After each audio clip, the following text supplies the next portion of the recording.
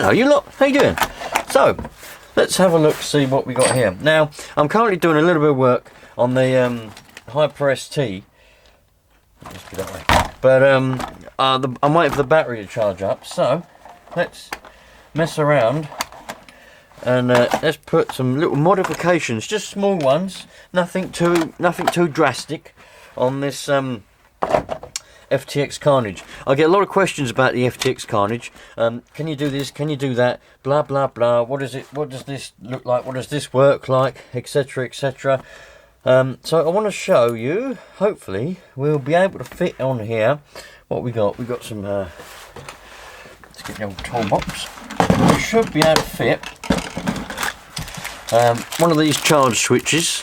So that means that you'll be able to charge up the battery pack without having to unplug it all, and also a charge indicator so that we can see how good the battery is, whether does it need charging, how much power has it got in it, all that kind of really exciting stuff that I can't think of anything else I'd rather be doing right now but fitting this stuff to this Carnage.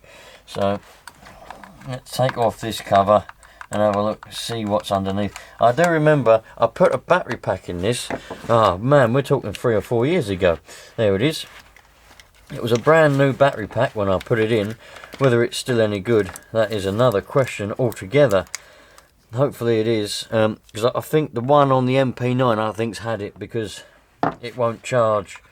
Well, it will charge, but it just doesn't hold a charge very well. So, right, there's the receiver stuffed in there. So, and then we need to do, we need to, have we got a spare plug? Yes, we have, luckily, we have got a spare plug. You need a spare plug on the receiver to put the charge indicator in, because otherwise you can't plug it in. If you haven't got a spare plug, you can't use the charge indicator, you see. So, let's unplug that switch from there, get that out of there. Let's unplug the battery from the switch. First of all, let's change the switch to a charge switch. So I'll show you what the differences are when I get the switches off and what they do and the reason why they're a little bit better in a way. So let's we need a smaller screwdriver. This one might do the trick. So we have to take off, it's got a waterproof cover on the top there, so we have to take off these little screws that are here, these little white screws. Look, I'll show you what I've got, look. I keep this in me tool bag. It's just a little Rolson one. Bought it for my kids, but he never uses it, you see, so I keep it. It's a magnetic parts dish. So if you're ever sort of playing around, taking screws out, you know, if you're like me, they roll around on the bench and you lose them. Well, I thought to myself, I use these for working on cars and motorbikes and everything else. Why don't I use this little one for RC? So we can put it down there. You can't see because it's not in shot, but you can take this little screw out, right? And you don't have to worry, because it's not going to roll around your bench, because it's in this dish. It's stuck. Perfect. You can get these, they're a few quid. Rolson's the cheapest, crappiest brand you can ever probably think of. But as I say, that was part of a little toolkit that I bought my son. And because he's extremely young, he's 3 years old, I obviously weren't going to buy him expensive stuff, so I just bought him a little cheap tool set, and it came with a parts dish, and it's coming in quite handy because I've got it myself. Anyway, so on this switch we've got a little rubber case. It's supposed to be a waterproof case, but it won't be waterproof. It'll be splash proof probably, not waterproof. So that's the original switch. All that simply does, takes power from the battery, that side, and puts it to the receiver, literally just on and off. That's all that does. So we have a look at these charging switches here. You take that out of there, and then what you've got is you've got your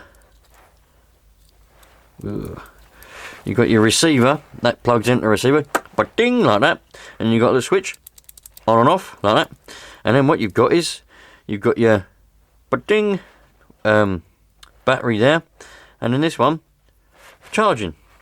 So you don't have to take the battery out to charge up your battery wherever it's gone.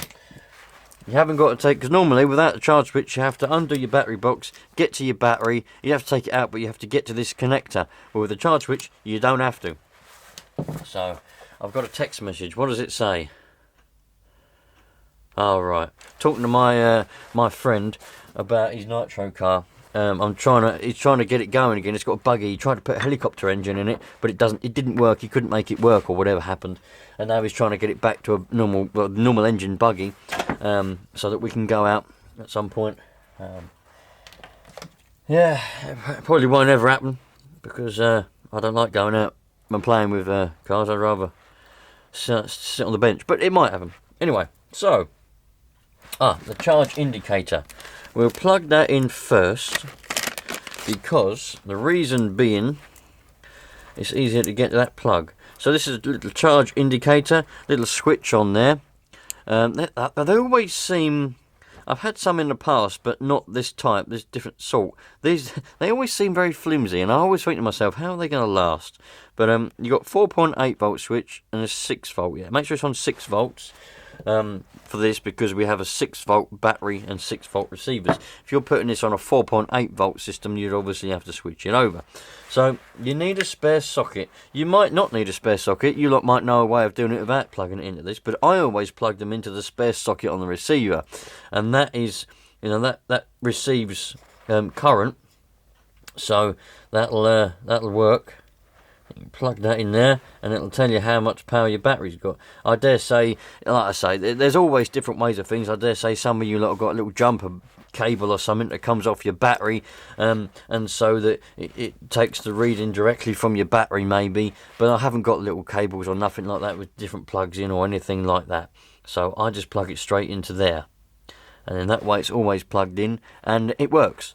So that's what I do.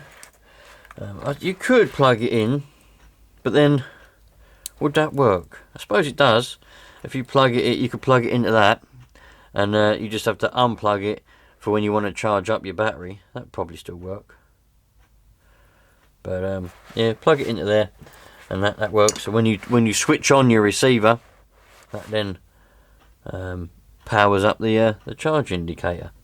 Right, I'm back. Sorry, this other battery pack here that I'm charging up for that Hobeo, it's charged up now. So anyway, so let's have a look. That one goes to the receiver. Charge indicator is in. Receiver. Plonk that one in there. Now we're all set up. Bloody! I tell you what, this mobile phone I've got, it don't stop. I've only got it set up for friends, It's only set up for my family, but bloody, I ain't got anyone who's not family on there. It's all private, you know what I mean? But they're always on there, on this family chat thing. Don't know if you've got a family chat thing, but they're always on there. Ding, ding, ding, ding, ding, and you're like, blimey, man, what's going on? Look, see, it told you. Right, let's take this. I might have to put it on silent. Let's take these screws out of this switch, so I won't need those other screws, because I can probably use these little ones that come with it. But put that over there like that, slide that up through there, and we'll try using the little screws that come with the switch, but if I have to use the longer big ones again, then I will. Yeah, so they're not going to reach, so we have to get these longer big ones that come with the other one. And now, if I can line it up with the hole, it should reach.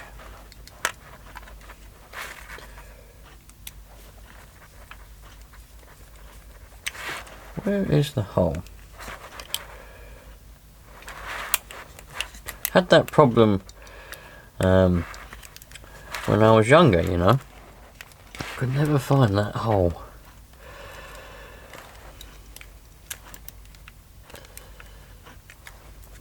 And when you do find it, it's the wrong hole.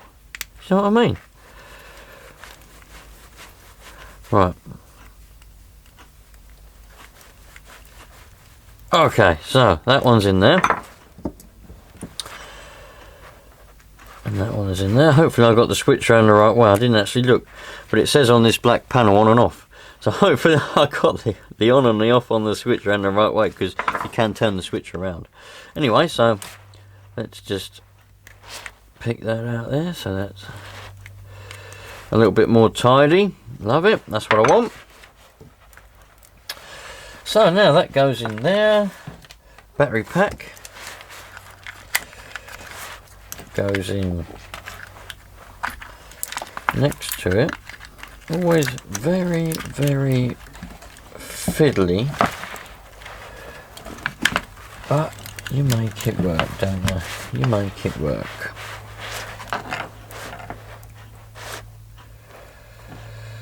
There we go.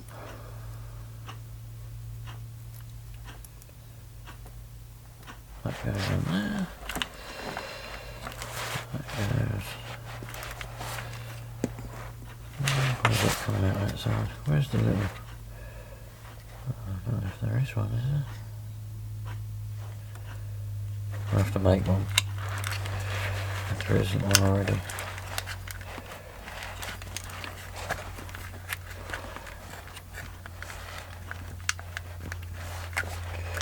Cool. Tell you what, I normally put off wiring and stuff because it's all fiddly in it and I don't like it.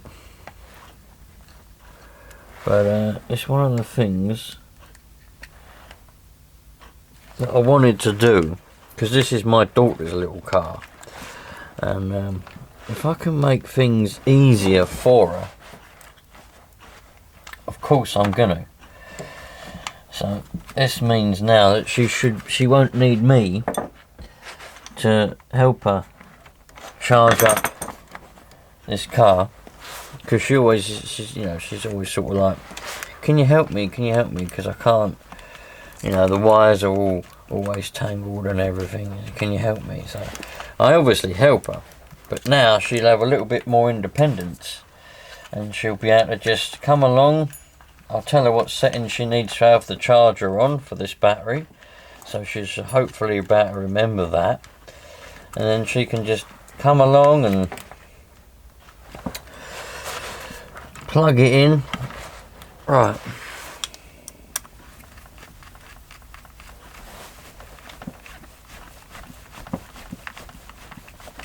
Just got to be careful not to pinch the wires too much, because we don't want to damage them, so that's enough. Right, so now, where's our little charging plug? We can jam that somewhere. We'll just jam that under there. That'll be right. I'll just get wrapped up in the diff and all that. That'll be fine. So now, I'll get a little bit of I've got a cloth. A little bit of brake cleaner on there, just to remove any oil or dirt or whatever may be lurking around on the top of that battery box. Let's take off our little bit of tape, and then we can, where will we put it? Do we want to put it over that, or do we want to put it there? I think we'll have it there. That seems like a good place. Oh, no, maybe not then. We'll stick it over that then. We'll stick it there then. There we go. So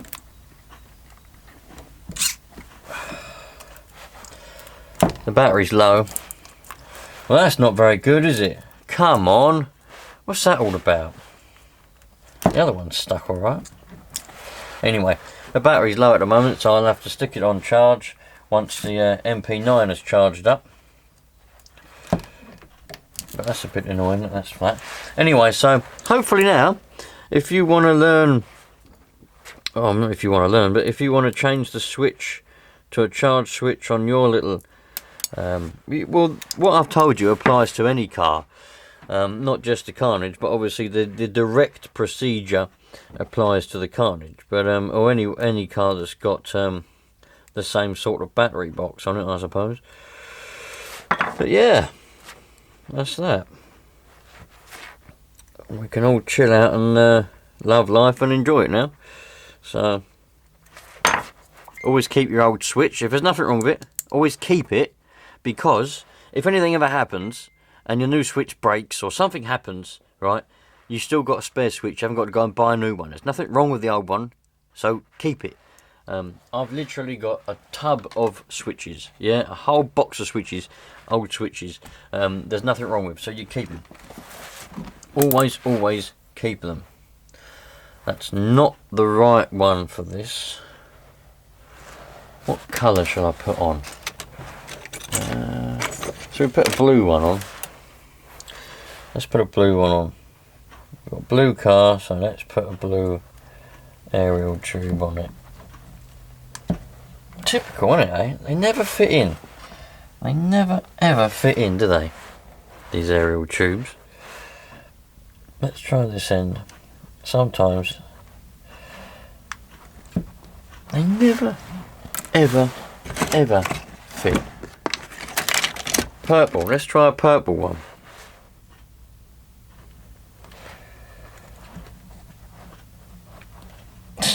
What is the point in that?